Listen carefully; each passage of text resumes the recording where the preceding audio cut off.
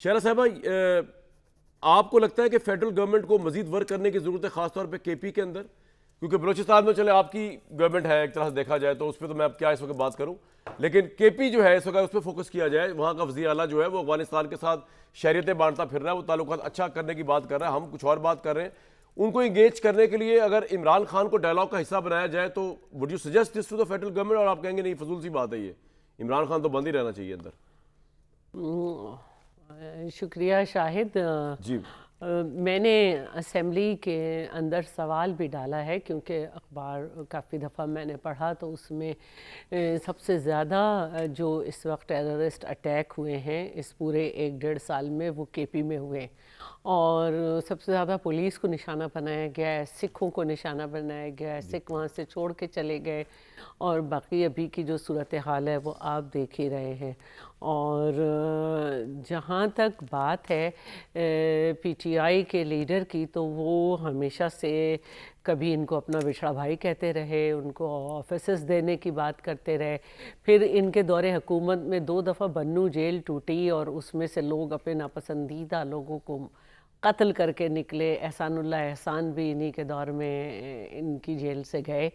تو ان کا جھکاؤ تو نظر آتا ہے. پھر وہ اسامہ بن لادن پہ بھی فاتحہ پڑھنا رہے تھے اور شہید کہتے ہیں، تو یہ جھکاؤ تو نظر آتا ہے. اب رہی حکومت کی بات، تو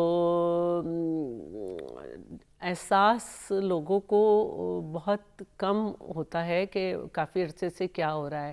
بلوچستان میں بھی جو ہے وہ زائرین کی بسیں روک روک کے ان کو مارا جا رہا تھا، اور مزدور بھی جو ہے وہ نشانہ بن رہے تھے. پھر کے پی میں تو اتنا بڑا حادثہ ہوا، فرقہ واریت ہو رہی ہے. دیکھیے اگر پورے ملک میں یہ کیوں نہیں جا رہی، کیونکہ ایک مخصوص ایلیمنٹ ایک کی صوبے کے حالات بگاڑ رہا ہے.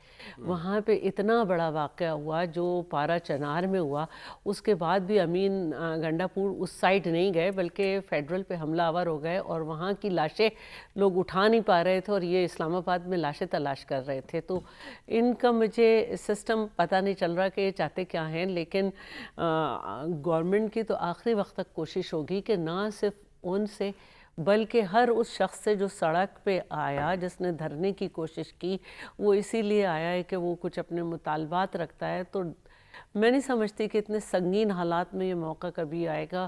ہر حال میں ڈائیلاگ کی طرف بھی جانا ہوگا. جس سے ڈائیلاگ کرنا ہے اس سے ڈائیلاگ ضرور ہو سکتا. اور آپ کے تو اب اگر یہ کہتے ہیں تو جی کمپلیٹ کر دیں. جی بتائیں.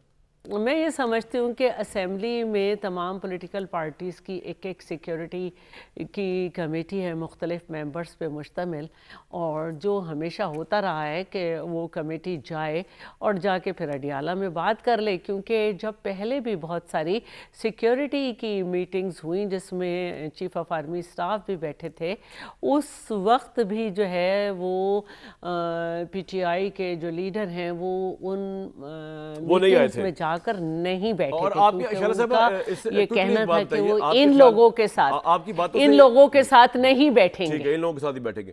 آپ کے نزدیک چلے ابھی بھی وہی لوگ ہیں، آپ کا حسن نظر تو مختلف ہونا چاہیے نا. اگر عمران خان صاحب نے اس طرح کی حرکتیں کی تو آپ نے تو ضروری تو نہیں کہ جو انہوں نے کیا آپ بھی وہی کریں گے.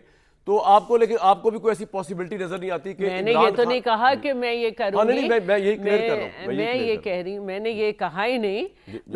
میں تو یہ سمجھتی ہوں کہ اگر وہ باہر آئیں گے تو وہ اپنی پہلی بات سے کیسے ہٹ جائیں گے. وہ تو ہمارے ان سب لیڈرز کے ساتھ بیٹھنا ہی نہیں چاہتے. تو آپ کے خیال میں ان کا باہر لانے کا عمران خان بھلے جیل میں رہے، اس سے کوئی فرق نہیں پڑتا؟ وار آن ٹیرر جیسے کہ وقاص اکرم یا پی ٹی آئی کہہ رہی ہے کہ کوئی دہشت گردی کے خلاف آپریشن عوامی حمایت کے بغیر تو ہو نہیں سکتا، اور عوامی حمایت صرف ہے عمران خان کے پاس. تو آپ کہہ رہے ہیں کہ ٹھیک ہے اس پہ بھی کمپرومائز ہو سکتا ہے، عمران خان کو باہر نکالنے کا عوام اپنی جان بچانا چاہتے ہیں، عوام اپنی جان بچانا چاہتے ہیں، عوام کو زندگی چاہیے، عوام اپنے گھر کے بچوں کو اپنے گھر والوں کے ساتھ خوش رہنا چاہتے ہیں. بالکل ٹھیک. یہ کیا بات ہوئی؟ صحیح ہے. I agree with you.